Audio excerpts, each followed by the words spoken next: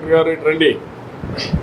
వీళ్ళందరితో ఒకసారి కొన్ని సమస్యలు చెప్పారు, అవన్నీ తీసుకోండి. ఆ పిల్లల్ని చదివించడం, అదే మరి కొంతమందికి ఆటో డ్రైవర్ ఉన్నాడు, ఒక ఎలక్ట్రికల్ ఆటో ఇచ్చేది ఇమీడియట్గా, ఇట్లా వేరియస్ చిన్న చిన్న పనులు ఉన్నాయి. ఇక్కడ ఉద్యోగాలు ఇంకా జీతాలు పెరగాలని అవన్నీ నేను చూసుకుంటాను. మీరు చేయగలిగే పనులన్నీ అందరి ఆలోచనలు తీసుకొని ఒక 10 రూపాయలు సంపాదించుకునే మార్గం ఏమో వస్తుందో అదనంగా ఆదాయం వచ్చే మార్గాలు మీరు హెల్ప్ చేయండి. ఈ ఉండే 2, 4, 6, 10 ఒక 15 మంది ఉన్నారు. ఈ 15 మందిని ఒక మనిషిని పెట్టి మొత్తం ఇది చేసి నా ఇంటరాక్షన్ ప్రకారం దీనికి ఒక ప్రణాళిక తయారు చేసి అమలు చేయండి.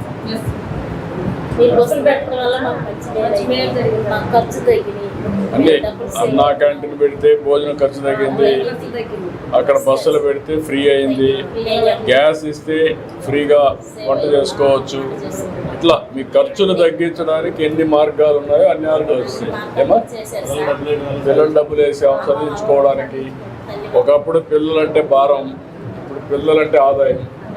కొంచెం మార్చా, ఇంకా అవన్నీ చేస్తున్నాం. యా చేద్దాం, నేను కూడా వర్కౌట్ చేస్తాను. ఇక్కడ డిగ్రీ కాలేజ్ ఒకటి పెట్టాలి, మీరు తీసుకోండి. అట్లా డిగ్రీ కాలేజ్ వొకేషనల్ కోర్సులు పెట్టాలని చెప్తాను. ఇక్కడ డిగ్రీ కాలేజ్